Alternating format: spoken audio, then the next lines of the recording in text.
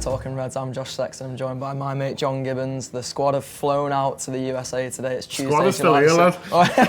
Yeah, the first team is still here, as in us lads. But Liverpool's squad have flown out to the US today. We're flying out tomorrow. It's exciting, isn't it, John? I'm very excited when I got in today. Yeah, I am excited. It's good. The US tours are always brilliant. It's Josh's first one, so I can't wait to show him the ropes. Although drink everything in sight.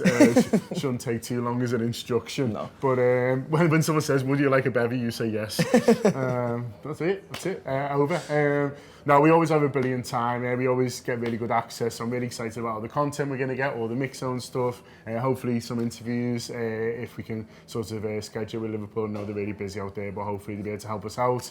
And also all the stuff around the games and the live shows as well. So yeah, the content's going to be flying over the next week or so. We're going to be literally flying between all the locations, getting the best stuff we can and enjoying ourselves and meeting some of you guys as well out over there in the States soon. I'm sure they're equally made up to get Liverpool Football Club and the Anfield back. Yeah, there's a few big hitters sat here today, waiting to go to America tomorrow. There's a few who've flown out today as well. Unfortunately, no Alisson, Salah, Firmino or Mane, but there's enough to go off there, isn't it? Who are you excited to be interviewing? I know you were having a big flirt with Joe Gomez last year. Are you looking to rekindle that old flame? I mean, I'll flirt with anyone in these sorts of situations. to be honest with you, if Joe's expecting me to be exclusive, then he's going to be very disappointed. You're not going to lay it on Factor 50 thick, Gabo, no? No, absolutely not. Joe's going to be asking me for a chat over on the seats and saying, "What's going on, lad?" And I'm just going to have to say, you know what I mean? I'm here to get to know different people. Recoupled with Big Verge. Well, I mean, that is the one I've got my eye on. Obviously, Big Verge, PFA Player of the Year, soon to be Ballon d'Or, I reckon, as well.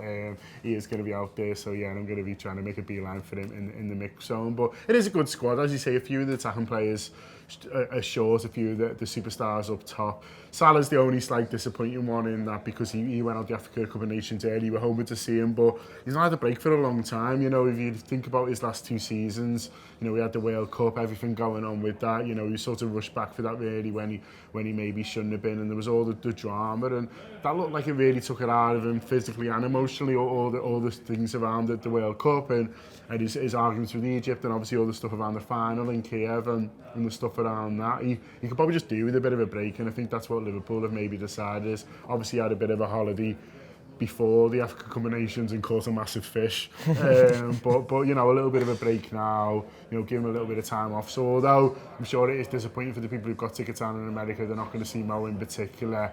I'm sure it'll be worth it, and it'll all be forgotten when he's bagging a hat-trick. He's Norwich first game of the season. Yeah, absolutely. And what it does mean as well is it gives the lads like Bobby Duncan a chance. You've seen him part of the squad list. Ryan Brewster as well has obviously had a flying pre-season. I'm looking forward to seeing more of them lads. Bobby Duncan in particular, because he had a great season for the under-18s last season. I know me and you were at the FA Youth Cup final, we were at a few 18s games last season, and he was a player who stood out. Bit of a shame for Paul Glatzel. Obviously he picked up the injury in one of the recent games, but to give these lads the chance to be playing in front of the big crowds and seeing what Liverpool's like abroad, particularly for a lad like Duncan who's local, has always supported Liverpool, it's a massive thing, that, isn't it? Yeah, for Bobby Duncan, this tour is brilliant for him. It'll be his first one, and people might not know that he basically sacrificed a year of his career, Bobby Duncan, to join Liverpool. When he told City he wouldn't be renewing his contract and he wanted to go, they froze him out really, didn't want to be developing him anymore, so he lost a year of his development as a young lad to come to Liverpool.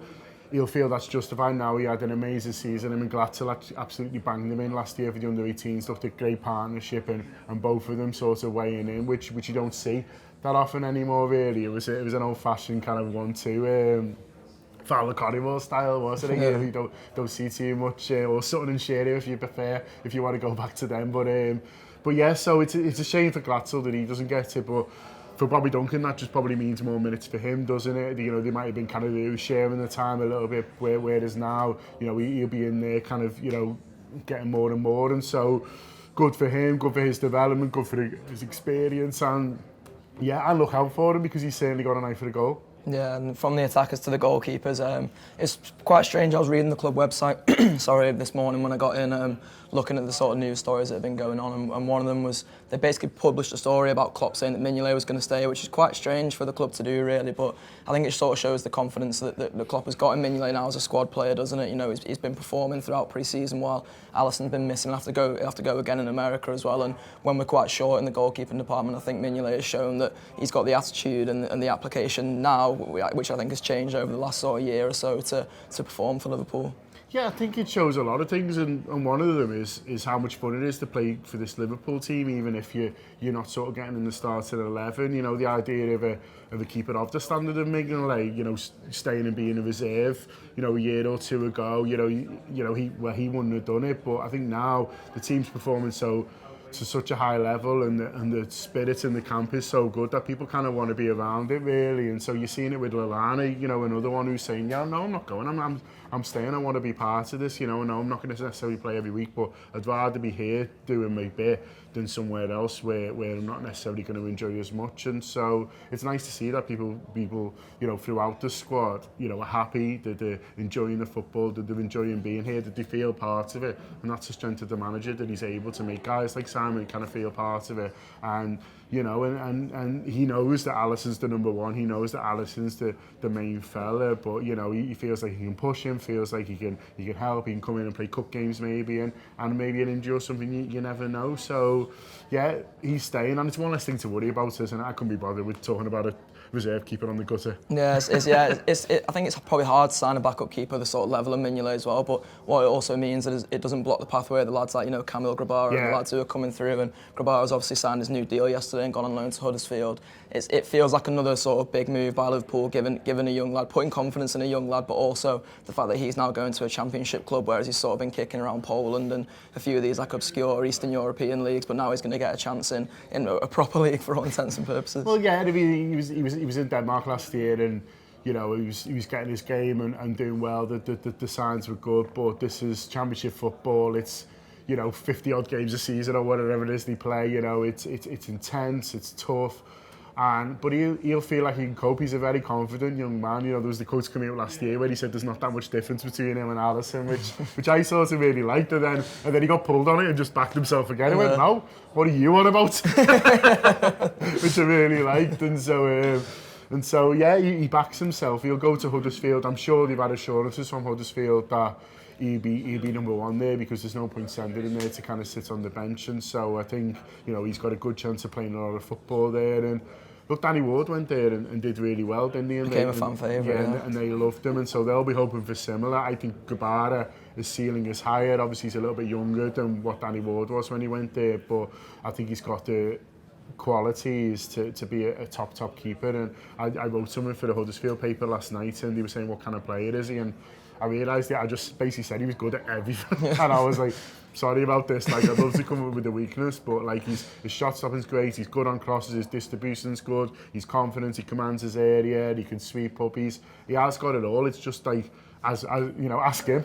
And it is just that experience that he's lacking at the moment. So if you can get that at Huddersfield, then, you know, maybe he's the number 2 next season if Mignolet does decide he wants to go and play somewhere. Sounds like he might be better than Alisson, to be honest, from what you're saying. No, Rob, it does leave a bit short in the goalkeeping department. Is probably one of the only things you're looking at. Obviously, we've got Alisson to come back after the pre-season tour, but Yaros picking up the injury, which is a bit of a shame as well. But then seems the club have gone and brought someone in, Andy Lonergan, which came completely out of left field for me. I was absolutely baffled by it, but he's been co-signed by Neil Miller, so he must be all right. I'm really into it. I think it's boss. It makes me feel like, you know, that maybe there's still a chance for me. I am out there, Jürgen. If you get any more injuries and you're scratching around from lads from Rochdale, I didn't make it to the dizzy heights of Rochdale, but I was pretty good at Jericho on a Sunday morning. And so if you are struggling, like, Josh can't run.